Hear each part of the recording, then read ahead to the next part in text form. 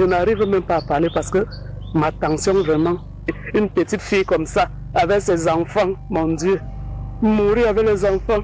Oh mon Dieu, comment en est-on arrivé là? Comment une mère, sans tuer vivant de la vie, a-t-elle pu en arriver à un tel drame impliquant ses propres enfants? Comment ces fruits de ses entrailles, portés 9 mois à travers les bouleversements du corps et les nuits sans sommeil, ont-ils pu disparaître en un instant?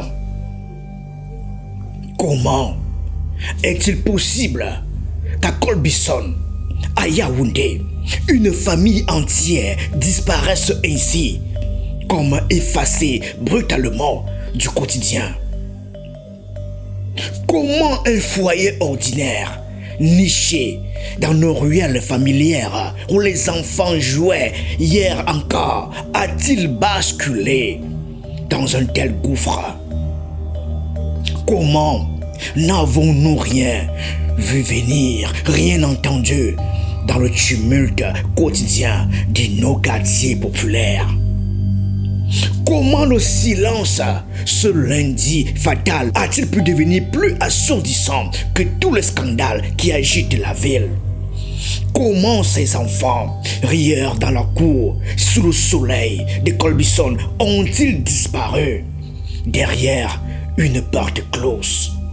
Comment une mère, 3 fois passée par l'épreuve de la naissance, a-t-elle franchi l'irréparable? C'est le reflet exact de notre société.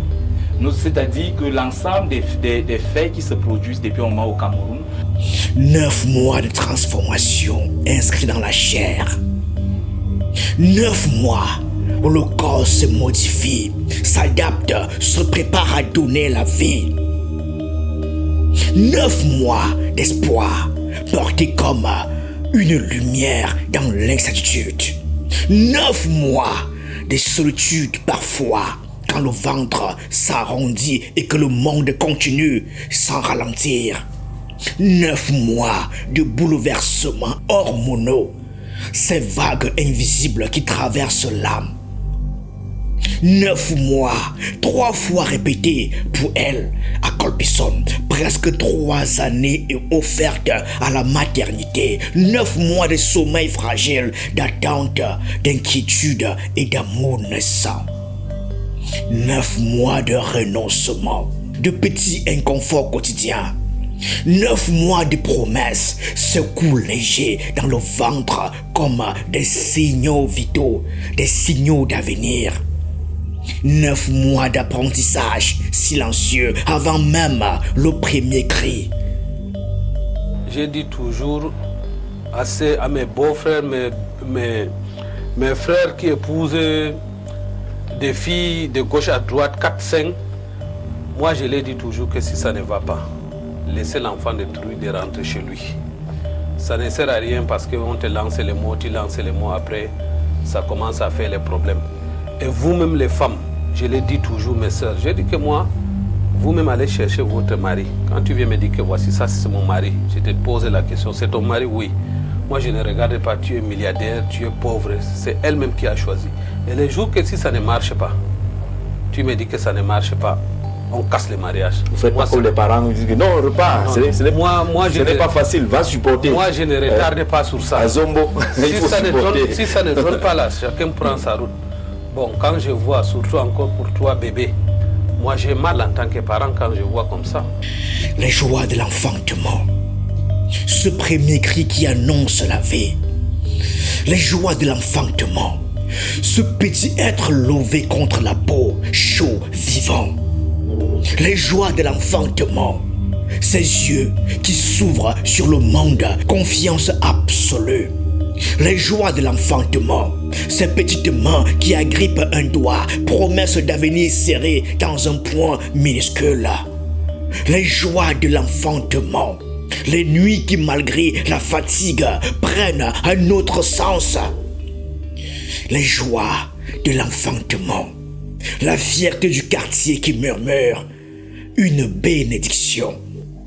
Les joies de l'enfantement, ses premiers pas hésitants vers la mer, bras ouverts. Les joies de l'enfantement, les mots balbutiés qui valent toutes les récompenses. Les joies de l'enfantement, les anniversaires célébrés simplement, mais avec des sourires immenses. Les joies de l'enfantement, les projets d'école chuchotés le soir, les rêves qu'on forme pour ses enfants. Les joies de l'enfantement au Cameroun, où chaque naissance reste une victoire. Les joies de l'enfantement à Yaoundé, où les voisins viennent partager un repas pour célébrer la vie. Les joies de l'enfantement, 3 fois vécues par cette mère de Colbison. La mère n'a pas créé les enfants, elle les a procréés. Et à partir du moment où ils sont déjà nés, ils sont des citoyens et leur vie n'appartient pas n'appartiennent pas à leur mère. Elle est juste un parent qui devient un guide, qui est chargé de donner l'éducation. Et pourtant, un jour, tout s'est brisé. Une famille se retrouvait, emportée par une tragédie que personne n'avait imaginée. Cette mère connaissait les joies de l'enfantement 3 fois. Mais ces joies ont été englouties par une détresse que personne n'a su voir à temps. Est-ce que les unions aujourd'hui se font véritablement sur la base de l'amour? Quand je regarde, la dame, elle est très jeune, elle n'a pas 40 ans. Ça signifie que si elle s'est mise en couple avec son conjoint, l'affaire ne dure pas depuis plus de 10 ans. Les faits sont là, rapportés par les médias. Une famille retrouvée sans vie dans leur modeste demeure au quartier Colbison, à Yaoundé. C'est dans cet immeuble de niveau, au lieu dit M. B. au quartier Colbison, dans l'arrondissement de Yaoundé 7, que s'est produit le drame. Moins de 24 heures après sa survenue, un silence de mort y règne. La mère, au cœur de cette tragédie, a ensuite mis fin à ses jours. Les premiers éléments évoquent des tensions conjugales, des rumeurs d'infidélité de l'époux et un profond sentiment d'abandon qui s'est installé avec le temps. Ce n'est pas une fable inventée, c'est la réalité d'un foyer camerounais ordinaire qui a sombré dans un drame que personne n'avait imaginé. Que le gars s'enlace et soit tourné vers l'extérieur. Chez nos parents, ils sont restés 40-50 ans ensemble. Ils ont eu 50 ans de vie commune. Certains ont même passé plus de 60 ans de vie. Il y a peut-être eu ces cas d'infidélité, c'est légion dans notre environnement. Mais qu'un jeune soit complètement porté vers l'extérieur, ça signifie qu'il y avait donc déjà des signes visibles de ce qu'il n'est plus intéressé par sa copine. L'union s'est donc faite sur quelle base? Et c'est là que le ministère de la promotion de la femme et de la famille doit intervenir. Les unions doivent se faire sur la seule base de l'amour. Jean-Jacques, mais l'environnement dans lequel nous vivons est tel que c'est d'autres motivations qui poussent les gens à se marier. Elles sont quelquefois économiques, ces motivations. Aujourd'hui, c'est peut-être l'homme qui est tourné vers l'extérieur.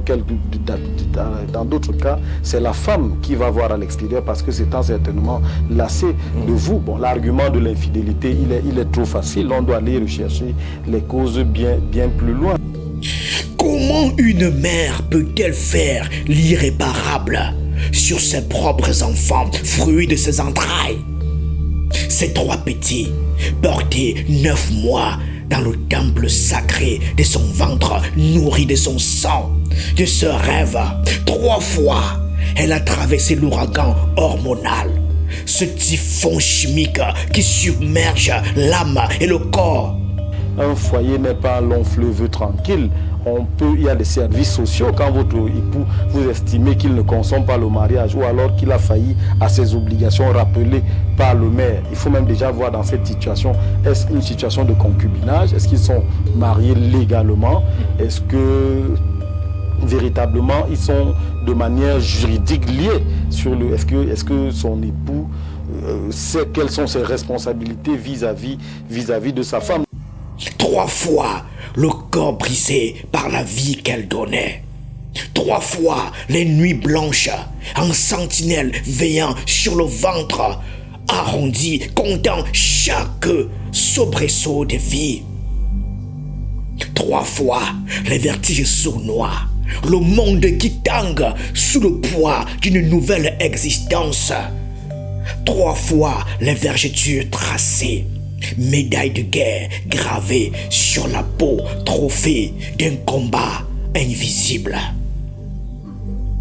3 fois les seins alourdis, préparant le lait qui demain nourrira les petits cœurs.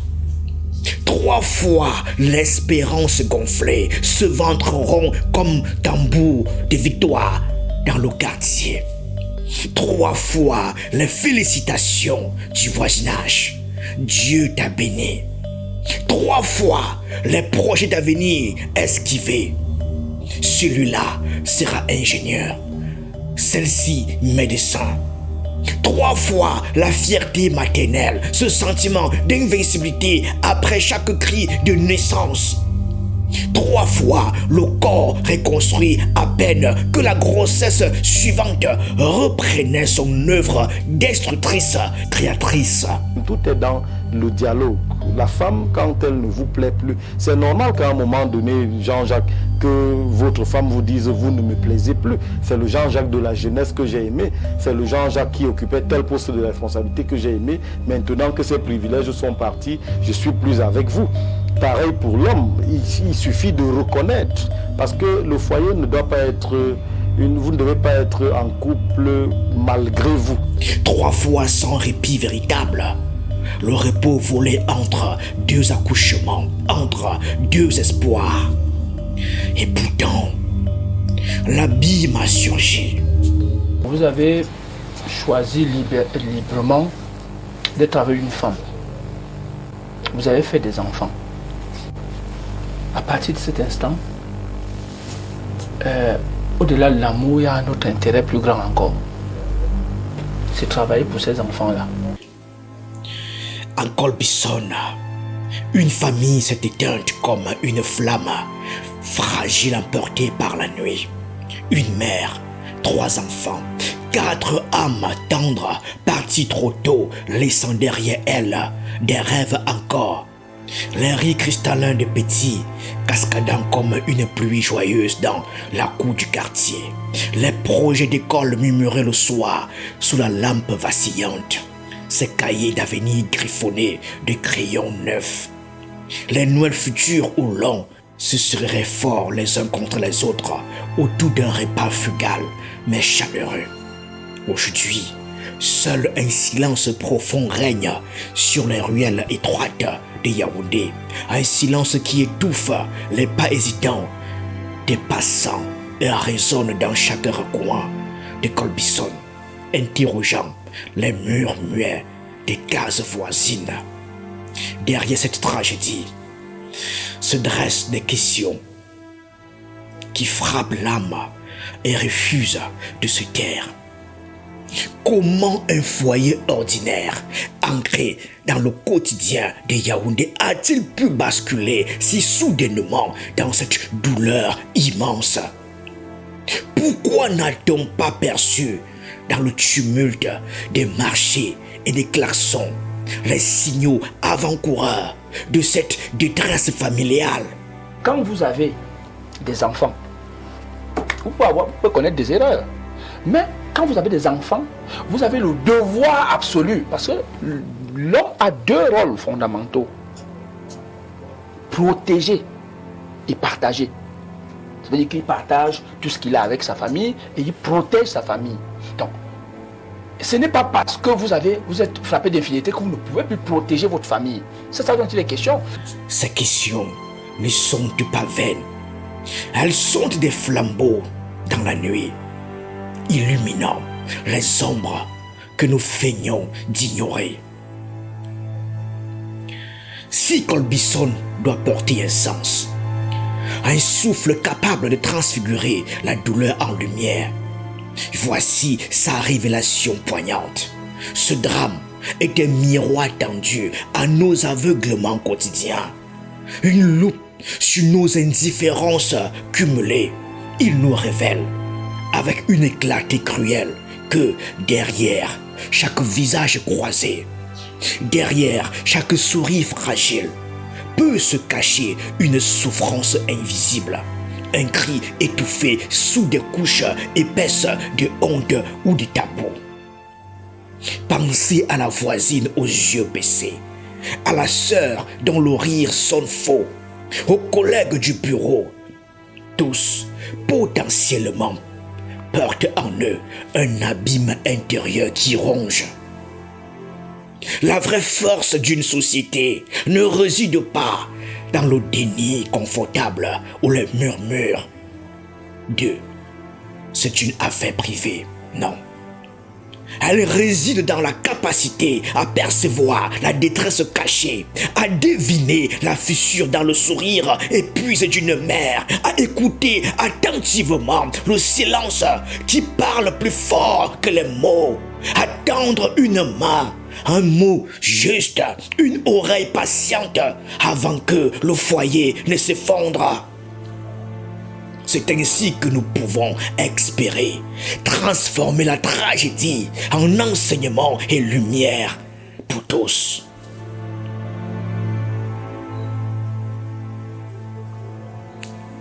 Merci.